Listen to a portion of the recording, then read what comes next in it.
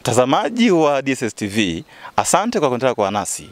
Tunaomba uendelee kutufuatia kwenye akaunti yetu ya YouTube DSS TV Tunduma. Sasa wananchi wameanza kuwa na hofu, wanakuwa na hofu. Ukipita baadhi ya maeneo mengine, baadhi ya wananchi wanaanza kusema kwamba uchaguzi ujao hatutaenda kupiga kura kwa sababu ya mambo jinsi yanavyoenda. Sasa mnaondoa hofu, mnaondoeje hii hofu ya wananchi kwamba sasa wananchi wanaanza kwamba hii sakata wanakamatwa viongozi jinsi ambao tuko chini na kueje? Na mimi ndio hicho ambacho najaribu kuambia viongozi wangu maeneo mbalimbali ambao tumewapa nafasi, fursa, tumewadhamini huko, wamekuwa wabunge, wamekuwa diwani, wenye vitu wa serikali, kwamba wahakikisha wanafanya mikutano ya hadhara. Na hakuna mahala ambapo mwananchi anakuwa jasiri ukisimama ukazungumza. Na sisi tunaamini kabisa hofu hii wananchi wataondoa tu. Kwa sababu tunaamini atakaba leo, lakini kwa mujibu wa katiba tutafanya mikutano tu. Na chaguzio atakayotupa mzee kama ni mwezi mmoja, wananchi hao watakuja kutusikiliza. Tutaondoa hofu. Na hivi unavyotuuliza kama unavyoniuliza mimi, vivyo hivi ambavyo tunawaambia watu kwenye maeneo mengine. Tunaomba wasihofu. Waondoe hofu. Unajua uchaguzi uliopita haukuwa lele mama mzee. Ulikuwa ngangari. Haukuwa lele mama. Na ndio maana hata serikali iliyopo ina hofu kwamba huyu mtu make sasa hivi Lowassa akisema na Kalambe nataka kwenda Kiela, anasema hatuna ulinzi wa kutosha kukupa bwana sisi. Si umeelewa? Kwa maana yake ni kwamba wanajua leo Chadema kinyenyuka ianze kufanya mikutano na kuanza kukosoa, hawatafika mara popote. Mimi ni kuhakikishie hao unaona leo wanakufa mioyo, ndio watu wa kwanza siku tunasimama kwenye mkutano watakuwa kwanza kufika, wasikiliza wasema nini, na ndio siku tutaondoa hofu na watakuwa na maana, ndio watapiga kura. Lakini pia mheshimiwa, hapo ukiachana kwamba wananchi wanakuwa na hofu, lakini pia hata baadhi ya viongozi wa Chadema wanakuwa na hofu. Tunaona sasa sijajua kama ni wao wanaamua, tunaona wenye vitu wa mitaa wanahama na CCM, madiwani, na pia kuna tetesi kwamba wao viongozi wenu wananunuliwa na chama tawala. Sasa hili nalo lina ukweli gani ndani yake? Labda hili niseme tu mwandishi, ni hivi. Hizi hela zilikuwepo sana, ila watu hawajui. Hata sisi wakati tunawajaribu tuwatafute wagombea, kwenda huko kuangalia kina Silinde kwamba hii nafasi kwa elimu yako hii tusaidie jimbo letu, sio kwamba hela hazipo. Hela zipo na zilikuwepo. Labda niseme tu kwamba, na hili niwaambie wa Tanzania popote watakaposikia clip hii na maeneo ambayo mtaonyesha, kwamba uchaguzi huu ambao tulikuwa nao, kwanza tulikuwa tunajitahidi kuambia watu kwamba ni mabadiliko. Na mabadiliko ilikuwa ni lazima tuchukue watu wote. Watu wote. Yaani hata wewe tumeona kuomba kamanda njoo ingia hapa bila kujua. Sasa tulijua tukichukua nchi tayari tutabadilisha tutakapokwenda huko bila kujali. Kuna watu tuliowachukua hawakuwa wameiva kisiasa. Tuliwaweka kwa sababu maeneo hayo tulikuwa tunawagombea. Na wakapita. Hawakupita wao kama wao. Na ukitaka uamini, wachukue fomu hao walionunuliwa. Sasa kwa chama hicho tukasimame nao ili tuone jina lake kama ndio lililomweka pale. Ngoja nikwambie, wananchi hawa sio wapumbavu. Tunajua kwamba wenzetu sisi wanatoa milioni 10, milioni 30, wako tayari kwa mtu. Wametenga hela nzuri tu. Hivi ninavyosema wanakuja mkoa wangu Mbeya, na mimi nimekana madiwani wangu na naendelea na vikao. Lakini tunawaambia wewe ulio tayari kwenda sisi muondoka, hata kabla ya wewe usura shaka ondoka. Ruksa mkatazi mkuu. Ondoka. Kwa sababu tunaamini Chadema hamna tofauti na treni. Unapanda wengine wanaingia. CCM wala wasijigambe. Na wasijaribu kujigamba kwa sababu sisi sasa hivi hatujafanya siasa. Wanatembea wao. Nimetoa mfano hapo kwamba ni sawa unagombana na mtu amefunga mikono nyuma unapiga usoni. Kwa sababu nimempigana na kumemfunga. Sasa hivi ninachosema, huyu leo mfano nilikuwa naongea hapa, najua unanikwepa lakini lengo lako ni kuniuliza tu kwamba wewe mwenyekiti wa mtaa, mwenzio jirani hapo uliyepakana naye ameenda huko.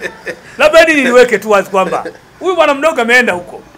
Sasa ukitaka ujue yeye labda mpewa milioni 10, mpewa milioni 20. Tunajua ametenga hizo hela. Lakini hao wapiga kula waliokuwa ngapi? Wamepewa hela? Hawajapewa. Sio hawajapewa hata 100? Ndio. Lakini wao walichagua kiamini atawakilisha. Alafu yeye ameenda kuchukua hela. Hivi ataonyesha uso kwa hao watu waliomchagua? Na kwa nguvu. Na sisi wametenga hela za kuwapa 10,000 wapiga kula. Tunakuja kuwagaragaza hapa. Sisi tuna watu wengi kuliko huyo mmoja anayenunua. Bora wangepeleka maendeleo Sikanyika. wangechukua milioni 10 wangechimba kisima, tungesema wana maana. Lakini kuliko kwenda kumpa mtu mmoja. Kwa huyu unayemuongelea yeye alikuwa na sababu zake ambazo anasema zilimfanya aondoke Chadema na alipokelewa na waziri mkuu. Hata mimi mwandishi wa habari nikivuta zangu 20 nitatafuta cha kusemea bwana. Sasa unapinda sema mimi moja na mimi nitatafuta kwa sababu mimi pale bwana ilikuwa moja mbili. Yale ni maneno ya kisiasa.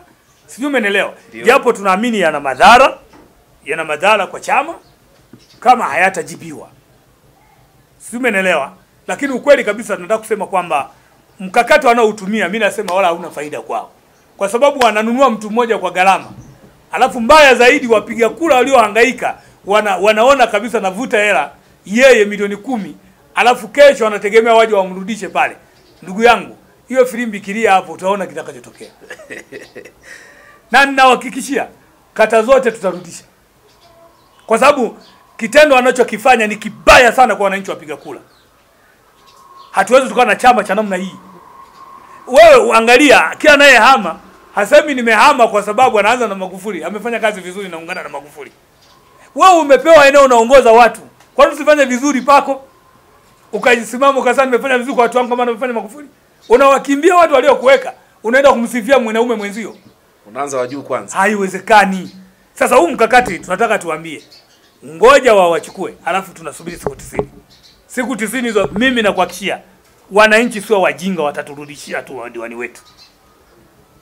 Nirudi nyuma kidogo pia mheshimiwa. Ndio.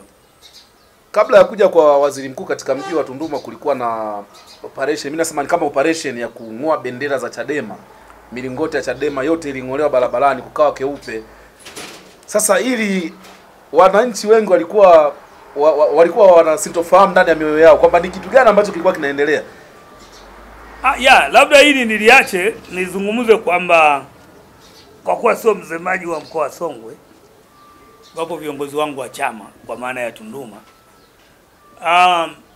Nitalizungumzia tu kwa sababu pia na mimi nilipo jana nilikuwa Mbeya. Ukienda pale Mbeya sasa hivi bendera nyingi zimeazipo, wameniondolea. Lakini jana waziri alikuwa Kielo.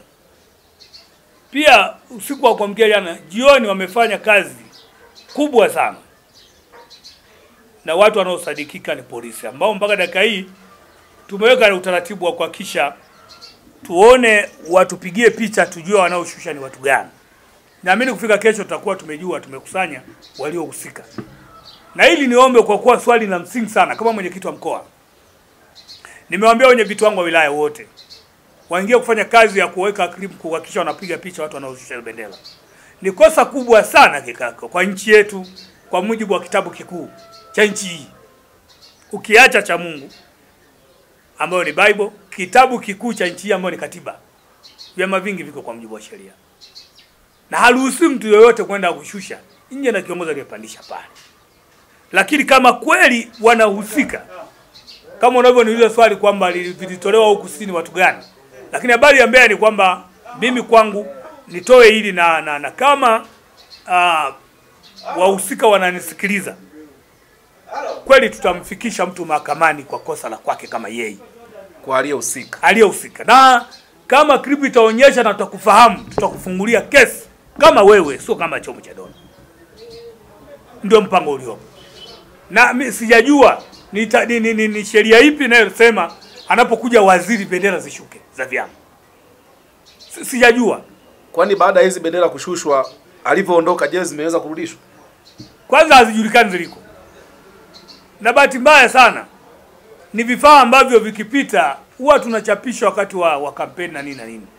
Sasa unapoenda kuchukua bendera ya chama, rudisha basi. Lakini wanachukua zile bendera kama zitachomwa moto. Kwa mimi niseme na nimetoa angalizo. Na hilo nimesema kwa sababu tayari umeshaniuliza. Lakini niweka siri kwa sababu tunataka tuone kwenye majimbo yangu yote nimeweka hiyo. Tunataka tuone askari yoyote anaye kama kweli ni askari anahusika. Tumjue anayemtuma ni nani. Sasa huyo anayemtuma lakini sisi tutajili naye kama yeye.